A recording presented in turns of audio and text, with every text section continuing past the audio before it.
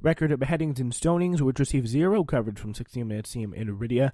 Instead, we were treated to O'Donnell oohing and ahhing over the Crown Prince's youthfulness, workaholism, and support for women drivers. Yeah, I can't forget about that. He let women drive. Hashtag feminism.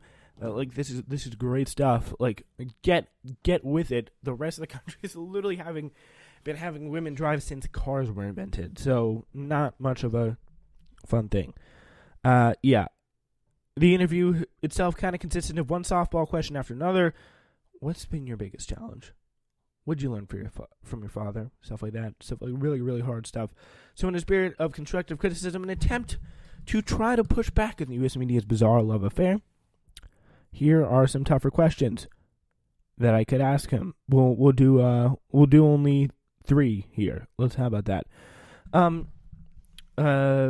You helped launch the war in Yemen in 2015 and continue to accuse Houthi rebels of claiming all the violence and suffering there, yet the United Nations has blamed airstrikes by the Saudi-led coalition for the majority of Yemeni civilian deaths, while Amnesty International has documented 34 airstrikes by the Saudi Arabia-led coalition that appear to have violated international humanitarian law, including attacks that appear to have deliberately targeted civilian objects, such as hospitals, schools, markets, and mosques. How do you square reform at home with war crimes abroad? 2. And by the way, these are a great question. I'm not coming up with these. Mehdi Hassan of The Intercept has some great questions. I want to give him the full credit because this is good, important stuff. You have said in this interview that the Houthi rebels in Yemen block humanitarian aid in order to create famine and humanitarian crisis. But what about your own role in causing the crisis? A UN panel of experts found that the Saudi Arabia is purposefully obstructing the delivery of humanitarian aid into Yemen.